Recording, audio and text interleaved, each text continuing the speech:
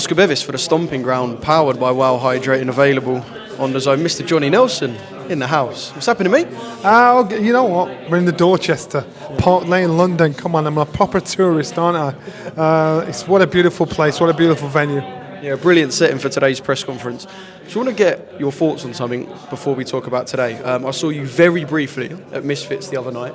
Just want to know what you thought of Darren Till's performance, KSI Wayne Bridge having it off in the ring, Wayne Bridge now pulling out. What did you make of the whole Misfits? So Misfits is the first time I'd been to a Misfits event, and I didn't know what to expect. I spoke to Calais and Nisei Sauerland, and they know, and I, you know, they said, you know, Nisa said, John, it's entertainment. It's not boxing, it's entertainment. And that's exactly what it is. And it was funny more than anything else. So did I go to expect to see some class events? No, I didn't, but it was funny. And remember, the doors opened at 6 o'clock.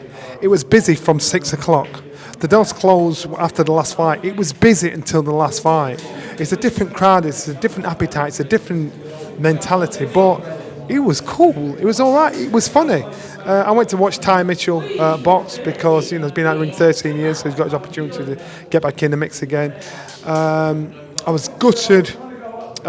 Wayne Bridges has pulled out of the fight now against KSI, and I understand why. And I thought it was kind of bad taste. You kind of Bridge too far. Yeah, man. It was like there's a code. There's a man code. You don't do that sort of stuff. And so even though Wayne Bridges might have wanted to do it, he's got to think about his kids, because I'm quite sure his kids look at KSI, and KSI is not going to be leaving that alone. And so he's going to be reminding the father and the family of a bad time, a bad period in their life. That just went a bit too far. But you know what? He got the headlines, got people talking about him. Doesn't mind playing the villain. Wayne, I actually sent him a message saying, Wayne, listen to me. If you want me to help you, prep you for this, give me a shout. Because I know Wayne has done that before. Spencer Oliver actually had him on one of his bills. So Wayne does like boxing. But you know what? It is what it is, and I completely understand the decision you made. Anyone else on the Misfits roster you got your eye on to get in the gym? And No.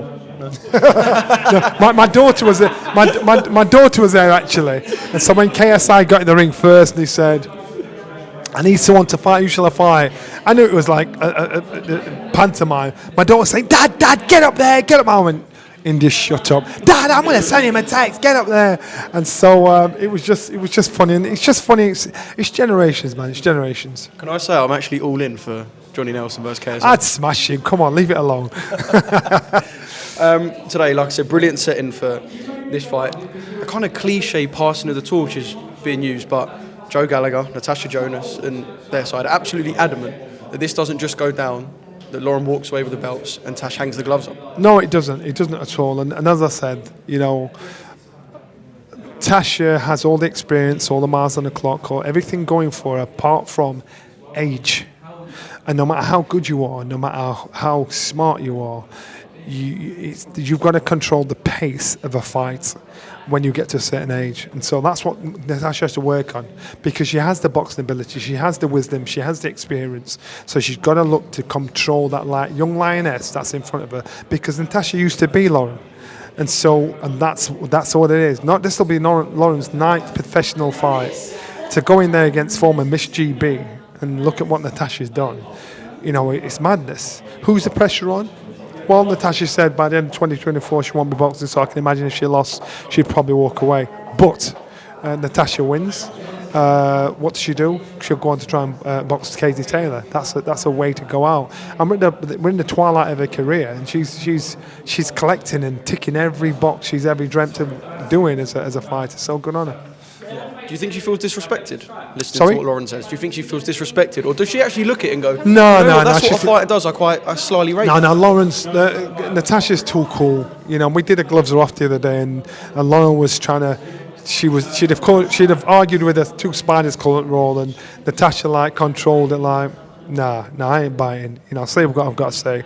I don't have to boil my blood pressure for you. And so she was pretty cool about it. So feeling disrespected, no.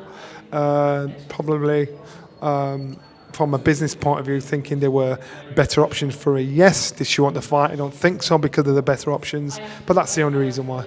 Yeah. What sort of fight do we get? Southpaw versus Southpaw. There is, don't want to be that guy, there's potential When for you've a got cagey two start. But when you've got two southpaws fighting each other, they find it very hard because, believe it or not, southpaws are just as much of a problem for other southpaws, and that's what's hard about it all. So you could see a completely different result in regards to styles of fights and how it goes on. Royal Albert Hall, you fought there, am I right in saying you fought there once in your career? 1990. Yeah. So that Memories of Royal Albert Hall? Lauren would have been 5 and Natasha would have been 15. So I didn't try to make you feel old, I promise. So yeah, but it's a beautiful, iconic place. What a place to have a fight on Ladies' Day as well, on, International Ladies Week. But then they've started off with style. We're at the Dorchester. Look at this place. It's like it's opulence. It's beautiful, and so to announce, which is literally down the road, putting such a show on. To me, I walk in. I've been here many times, and I'm still blown away. So if you're a young fighter that's in here, you just think, wow, this is it. It gives you aspirations. Gives you an appetite. Yeah. How important is it to make the fighters feel special, even when you do media and have them in places like this? I guess the more special they feel, the better they perform. Without a doubt. I can remember going and boxing in Australia against Jimmy Thunder at heavyweight, and they come and pick me up in a limousine. The first time it happened, I'm like, hey, all right, I can get used to this. It was just nice. So again, you if you want the best, give the best, but it's about timing. You give the best too early, then young fighters get too complacent. You want them to stay hungry to let them see what they could have. You could one day afford to sleep in one of these top rooms if you keep doing your job and doing it well. Giving people ambition and aspirations. Can't wait. Bring on March the 7th. Eubank Jr. Ben, finally. Is the fight different now, or how different is the fight now to what it would have been 2.5 years ago? The difference is Conor Benn has been inactive, and I think that will have affected his progression as a professional fighter. Before all this trouble, I said Conor Benn is probably one of the fastest developing fighters I've seen, improving fighters I've seen. Unfortunately, because of the scandal around him, it's slowed down his progression of his career. It could have been the most valuable parts of his career, and that's the only reason why I would lean against him, away from him, should I say, in regards to this fight, because Eubank has been busy, and that's the only reason why. But I don't know what Conor's doing away from the ring, but still I like the fight. I just think it's intriguing. In terms of weight-wise, who's at a bigger disadvantage, would you say? A rehydration clause to stop Chris from being too heavy, or Conor having to come up? No, Chris, because what's Conor walk about anyway? So it'd be clearly Chris, especially if there's a clause involved. Who would you back? As I said, originally I would back Conor, but the only reason why I don't, and that's a slight don't, is because he's been inconsistent. Because his career has just not kept that momentum. That's the only reason why. Yeah. I know there was an article today saying that Sky might be against putting the fight on because of what's been around Conor, etc. Without talking about the semantics of it, would it be a huge loss to a fight of that magnitude? Sky is kind of as Simon Jordan said, it's the blue chip broadcaster. But the other thing is this, and my question is this, and I don't know if I'm being stupid, I don't know if I've missed something, but I've not heard from the Boxing Board of Control. What have they said? Have they sanctioned this? Have they come back with anything on this? They haven't. And so that's number one. So people have to we just need to know where we are. In regards to Sky's line, it's the first time I've not heard about it. So I don't know anything about it. So I don't know if it's true or false. But I'd be gutted if we didn't do it. But that's business. I'm not a TV executive. I'm not a promoter. I'm a fan and the next fighter.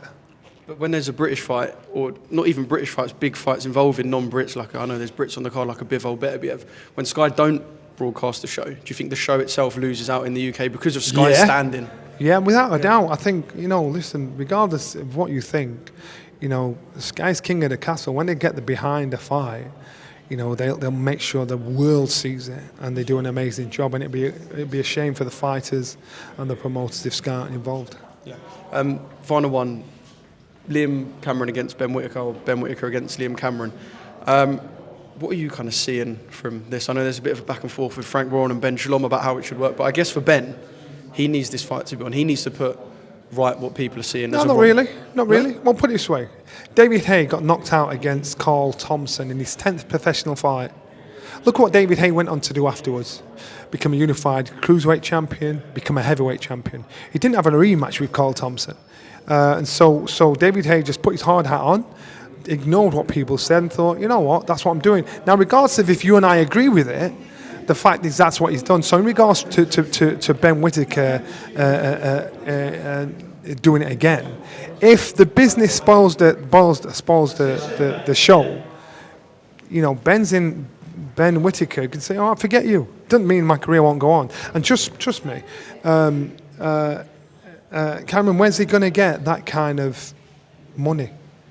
Regardless if they say it's too low, it's not high enough, is he going to get the kind of money he'd get again? And I don't know if that's what it's about, why the fight is in jeopardy or whatever. But, Ben's in the driver's seat, even though the fight went the way it did. Yeah.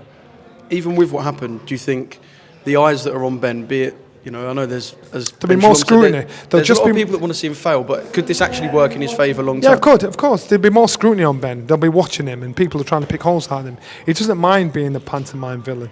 He doesn't mind. So again, look at historically, and I give you a perfect example: David Haye, Carl Thompson. And so Ben Shalom should look at that, and Frank Warren should look at that and think, oh, okay, all right, we know how this could go. Ben Whittaker doesn't need him. How would the rematch go? I think Ben Whittaker took the wrong approach to the fight and tried to blast him out of there. Ben Whittaker's strengths and his boxing ability, his speed, his unorthodox style. He tried to impress at Riyadh season, so he made the fight harder for himself. I'd expect Ben to get the job done a lot easier than what it was.